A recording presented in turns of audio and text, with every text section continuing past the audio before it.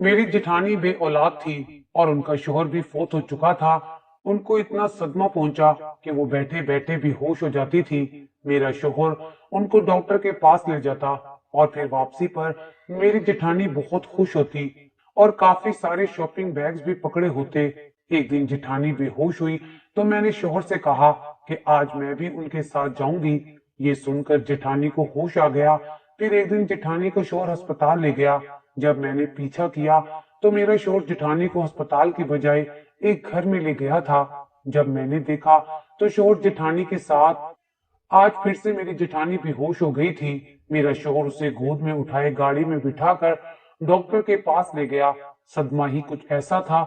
मेरे जेठ का कुछ दिन पहले ही इंतकाल हुआ था। मेरी जेठानी को बार बार ऋषि के दौरे पड़ने लगे थे। मेरे जेठ और जेठानी में बहुत मोहब्बत थी। मैंने आज तक कभी उन्हें लड़ते झगड़ते नहीं देखा था। जेठ के अचानक से हार्ट फेल होने की वजह से मौत वाकई हो गई थी। 4 दिन से मेरी जेठानी ने एक निवाला भी नहीं खाया था।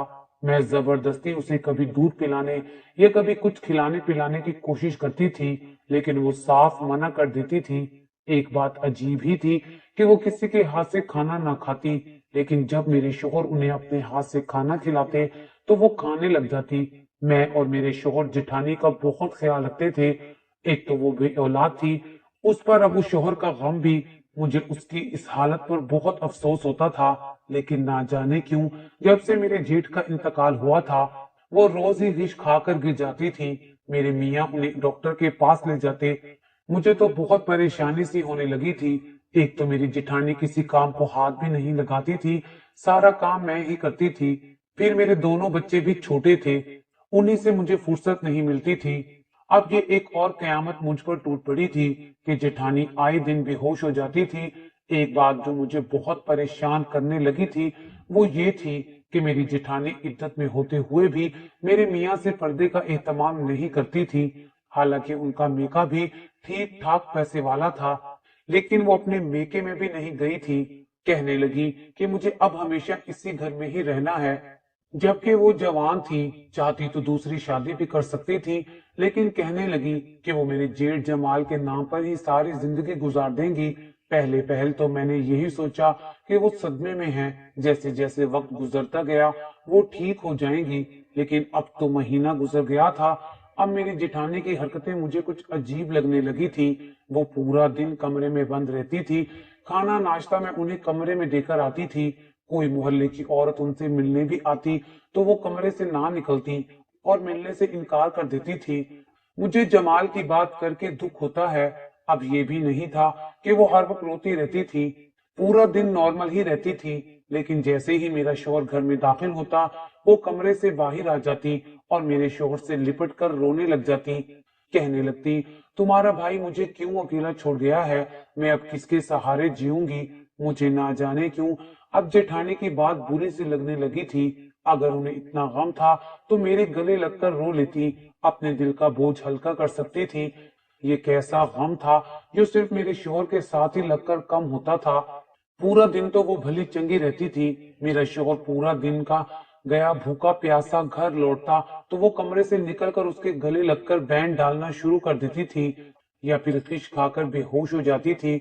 मेरा शौहर उन्हें गोद में उठाए डॉक्टर के पास ले जाता।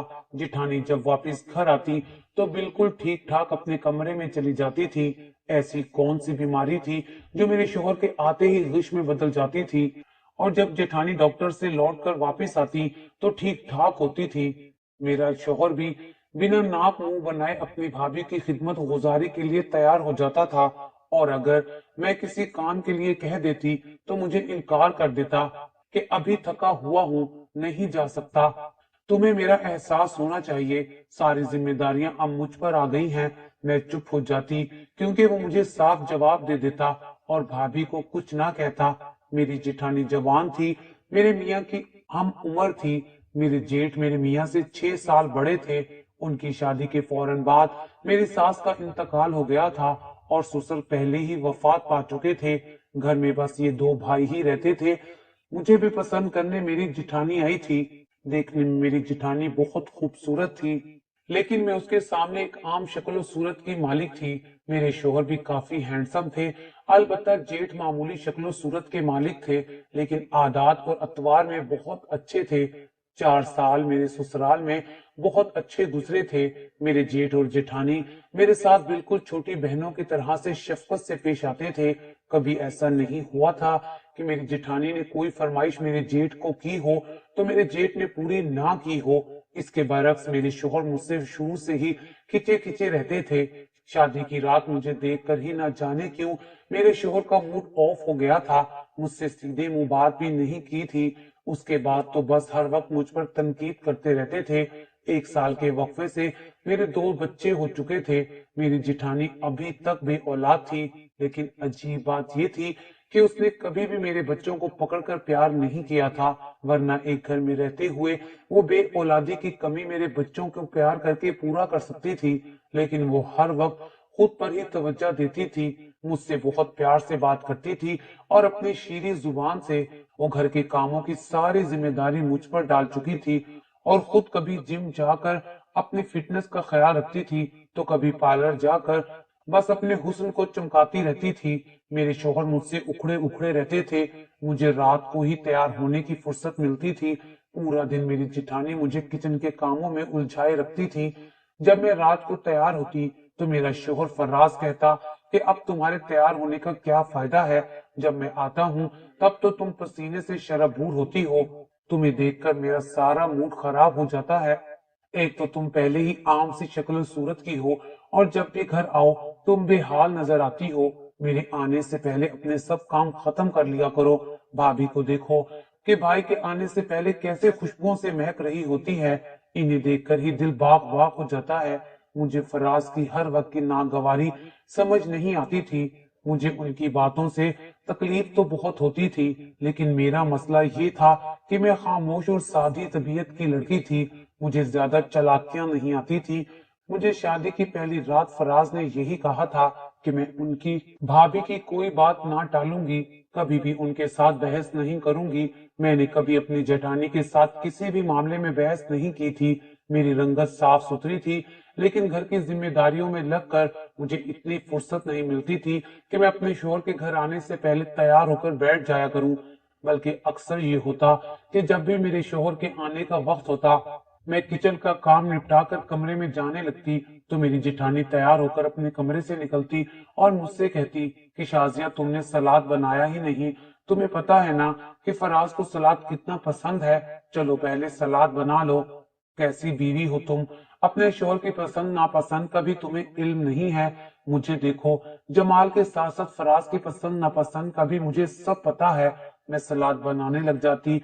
जैसे ही फराज घर लौटते, मेरी भाभी फौरन से घर का दरवाजा खोलकर मुस्कुराकर मेरे शोहर को सलाम करती।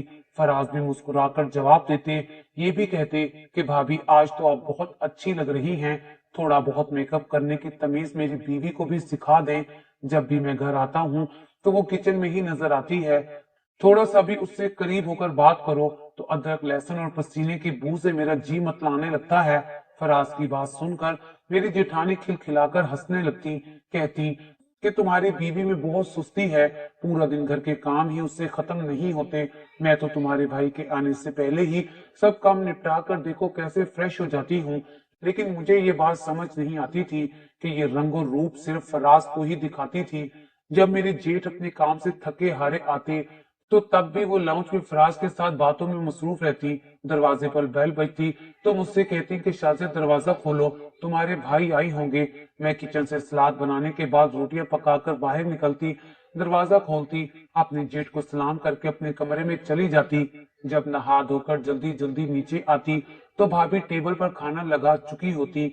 बल्कि कई बार तो ये होता कि फराज और भाभी खाना भी खा चुके होते। मेरे जेठ भी थके हुए आते थे। जब वो फ्रेश होकर बाहर आते तो उनका खाना टेबल पर ढका हुआ रखा होता था। भाभी फराज के साथ टीवी देख रही होती थी, लेकिन मेरे जेठ इन बातों को महसूस नहीं करते थे। वो चुपचाप खाना खा लेते। जैसे ही खाना खाकर वो फारिग होते, भाभी मुझसे कहती कि अब ये बर्तन तुम संभालो, मैं बहुत थक गई हूँ। मैं टेबल से बर्तन उठाने लगती तो सोचती कि पहले भी तो मैं ही सब काम करती हूँ, वो करती ही क्या है, बस अपने हुस्न को चमकाती रहती हैं। शादी के चंद माह बाद ही मैं उम्मीद से हो गई थी। तब फराज का रवैया भी मुझसे कुछ बेहतर हो गया था। जब मेरा पहला बेटा हुआ और उनके साथ मेरे जेठ भी बहुत खुश थे। उन्हें बच्चों की बहुत ख्वाहिश थी। वो जब भी घर लौटते मेरे बेटे को पकड़ लेते और उसे बहुत प्यार करने लगते। उनके बरक्स मेरी जेठानी मेरे बेटे को नहीं पकड़ती थी। वो मुंह से भी बहुत कहती थी कि उन्हें औलाद की बहुत ख्वाहिश है, लेकिन मैंने कभी उनकी आंख में औलाद की तड़प नहीं देखी थी। अभी मेरा बड़ा बेटा चंद माह का ही हुआ था कि मैं फिर से उम्मीद से हो गई थी। मुझे लगा था कि मेरी नासाज तबीयत को देखते हुए मेरी जेठानी मेरा एहसास करेगी, मगर मेरी जिम्मेदारियां उतनी ही रही। छोटे बच्चे के साथ ऐसी हालत में भी मैं किचन के सब काम संभालती थी। अगर कभी फराज से शिकवा कर भी देती कि भाभी मेरी बिल्कुल मदद नहीं करवाती, तो वो मुझ पर चिल्लाने लगते, कहते कि तुम अब जाहिल औरतों की तरह लगाई बुझाई शुरू कर दो ताकि हमारे घर में फसाद पड़ जाए। भाभी भी तो हैं। मजाल है कि उन्होंने मुझसे कभी तुम्हारी बुराई की हो, क्योंकि वो घर बनाना जानती हैं, रिश्ते निभाना जानती हैं, तुम्हारी तरह दिल में बोझ नहीं रखती। खबरदार, जो आइंदा भाभी के खिलाफ कुछ कहा, जरा सा काम क्या बढ़ गया है, तुम तो मेरे सर पर चढ़ गई हो। फराज मेरी बात सुनते ही नहीं थे। मुझे समझ नहीं आती थी कि भाभी दिन भर करती क्या थी। किचन की सारी जिम्मेदारी मुझ पर डाल रखी थी। बाकी हर काम के लिए नौकरानी थी। सफाई, कपड़े धुलाई वो कर जाती थी। बाकी करने को बचता भी क्या था। दूसरा बेटा होने पर भी मैं बिल्कुल गन चक्कर बनकर रह गई थी। अक्सर ऐसा होता कि मैं बच्चों और घर की जिम्मेदारियों में फराज को बिल्कुल वक्त नहीं देती थी। मैं दिन भर की थकी होती थी, लेटते ही गहरी नींद सो जाया करती थी। खुद को तवज्जो देने का भी कुछ वक्त नहीं मिलता था और फराज ने भी मुझसे शिकायत करना छोड़ दी थी। मुझे तो यही लगता कि फराज मेरी मुसरूफियात देखकर मेरा एहसास कर रहे हैं, लेकिन हकीकत तो कुछ और ही थी। चंद माह पहले की बात है। तब मेरे जेठ बहुत चुपचाप रहने लगे थे और सिगरेट भी बहुत ज्यादा पीने लगे थे। सिगरेट वो पहले भी पीते थे, लेकिन कभी कभी, मगर अब तो वो हर वक्त सिगरेट पीते नजर आते थे, किसी गहरी सोच में डूबे रहते थे। मेरी जेठानी को तो उनका कोई ख्याल ही नहीं था। उसकी वही रूटीन थी, अपनी फिटनेस का ख्याल रखना, सजना संवरना। वो लापरवाह किस्म की खातून थी, ये शायद खुद पसंद थी। मेरे जेठ की उन्हें खास परवाह नहीं थी। मेरे बच्चों का जुड़वा बच्चों वाला हाल था। एक बीमार होता तो दूसरा भी बीमार पड़ जाता। एक को भूख लगती तो दूसरे को भी भूख लग जाती थी। मुझे फीड बनाने के लिए रात को उठकर किचन में जाना ही पड़ता था। मैं जब कमरे से निकलकर लाउंज में आती तो मेरे जेठ अपने कमरे के बजाय लाउंज में बैठे सिगरेट पी रहे होते। वो किसी गहरी सोच में डूबे होते थे। न उन्हें मेरे किचन में आने का पता चलता और ना ही वापस अपने कमरे में जाने का पता चलता। वो अपनी ही सोचों में गुम थे। जब मैं कमरे में गई तो दोनों बच्चे रो रहे थे। फराज उनकी वजह से उठकर बेजार लग रहे थे। मैंने दोनों बच्चों को फीड दिया तो बच्चे चुप हो गए। मैंने अपने शोहर फराज से कहा कि जमाल भाई आजकल बहुत चुप चुप रहने लगे हैं, सिगरेट भी ज्यादा पीते हैं, आखिर क्या वजह है। फराज शायद नींद में थे। कहने लगे ऑफिस की टेंशन होगी, ठीक हो जाएगी। फराज ये कहकर सो गए, लेकिन जमाल भाई ठीक होने की बजाय अपने गम अपने सीने में छुपाए दुनिया से रुखसत हो गए थे। और अब मेरी जिठानी ने एक नया तमाशा शुरू कर दिया था कि जैसे ही फराज ऑफिस से घर आते तो वो कमरे से निकलकर उनके गले लगकर रोने लगती और गिच खाकर बेहोश हो जाती और फराज उन्हें गोद में उठाए गाड़ी में बिठाए डॉक्टर के पास ले जाते। जब वो वापस आते तो जेठानी खुशबाश नजर आती। मैं तो हैरत में उस दिन डूबी थी जिस दिन मेरी जेठानी की इद्दत पूरी हुई थी। शोक रंगदार जोड़ा पहने वो फुल मेकअप किए कमरे से बाहर निकली थी। फिर रोते हुए फराज को कहने लगी, जमाल को मैं ऐसी अच्छी लगती थी, कहते थे तुम हमेशा सजी संवरी रहा करो, लेकिन अब वो नहीं रहे। लोग मुझे कहाँ इस तरह से बना सवरा देकर जीने देंगे जैसा जमाल चाहते थे। उनकी बात सुनकर फराज भी उनकी बात की तायीद करने लगे कि आप रोज ऐसे ही तैयार हुआ करें जैसे भाई को अच्छी लगती थी। उनकी गलत बात पर भी मेरी क्या मजाल थी कि मैं अपनी जेठानी या अपने शोहर को कुछ कह पाती। अब तो मेरी जेठानी रोज तैयार होने लगी। घंटों घंटों और रात गए तक वो फराज से बातें करती रहती। मुझसे अब ये सब देखा नहीं जा रहा था। हर 2-3 दिन बाद वो बेहोशी का ड्रामा करती।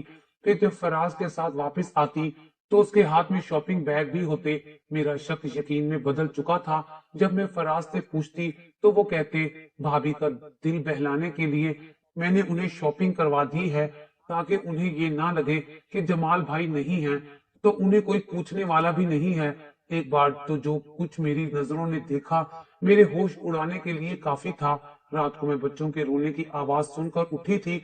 बराबर में देखा तो बिस्तर खाली था। फराज कमरे से गायब थे। जब मैं फीड बनाने के लिए कमरे से बाहर निकली तो मुझे अपनी जेठानी के हंसने की आवाजें आ रही थी। मैं धीरे धीरे कदम उठाती उनके कमरे तक पहुंची। दरवाजा बंद था, लेकिन खिड़की का एक पट खुला हुआ था। जो कुछ मेरी नजरों ने देखा, मेरे पैरों तले से जमीन निकल गई। मैं वापस अपने कमरे में आकर रोने लगी। मैंने बच्चों को फीड दिया और सुला दिया। कुछ देर के बाद ही फराज मुस्कुराते हुए कमरे में दाखिल हुए। मुझे देखकर ठटक से गए और कहने लगे, तुम अभी तक जाग रही हो? मैंने पूछा, आप इस वक्त कहाँ थे? भाभी भाई के बाद बहुत उदास हो गई थी। मैं पानी पीने कमरे से निकला तो मुझे उनके कमरे से रोने की आवाजें आ रही थी, इसलिए मैं उनके पास चला गया। मैं उन्हें तसल्ली दे रहा था कि आप रोया ना करें, मैं आपका वैसे ही ख्याल रखूंगा जैसे भाई रखते थे।